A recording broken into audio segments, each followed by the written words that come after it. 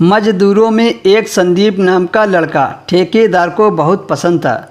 वह लड़का गोरा रंग का था, जिसकी पर्सनालिटी गजब की थी, पर उसमें एक कमी थी। वह किसी की झूठी तारीफ नहीं कर पाता था। इसीलिए 27 साल की उम्र होने के बावजूद वह अकेला था। एक दिन संदीप की नज़र चमेली नाम की एक मजदूर लड़की पर पड़ी। 20 साल की चमेली बहुत मेहनती थी। वह देखने में बहुत खूबसूरत थी, पर बेचारी हालात की मारी थी।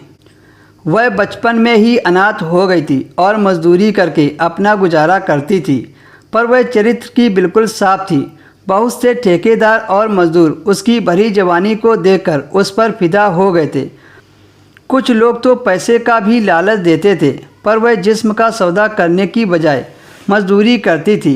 उसे पता था कि जिस्म का सौदा करके वह जवानी में तो ऐशो आराम की ज़िंदगी जी सकती है, पर उस सुख का अंत बहुत कष्टकारी होता है। संदीप ने चमेली के बारे में सब कुछ पता लगा लिया था और उसे अच्छे से पता था कि चमेली को सिर्फ प्यार की ताकत से अपनाया जा सकता है। संदीप ने अपने दिल की बात ठेकेदार को बता दी, जिससे ठेकेदार ने संदीप को उसी जगह रहने को बोल दिया जहां चमेली काम कर रही थी, ताकि वह ज़्यादा से ज़्यादा समय उसके साथ बिता सके और एक दिन चमेली के दिल में अपनी जगह बना ले। चमेली का शरीर बहुत आकर्षक और काम वासना से भरपूर था, पर दिन भर मेहनत करने के बाद वह रात को गहरी नींद में सो जाती थी। अकेले रहते हुए भी तन्हाई उससे कोसों दूर थी। इधर संदीप के सिर पर प्यार का भूत सवार था। दिन भर काम करने की वजह से शरीर उसका भी थक जाता था। एक दिन संदीप ने चमेली की तरफ देखा, पर जब चमेली उसकी तरफ देखने लगी तो संदीप ने नज़रें घुमा ली। पर धीरे धीरे चमेली समझ गई कि संदीप उससे प्यार करता है।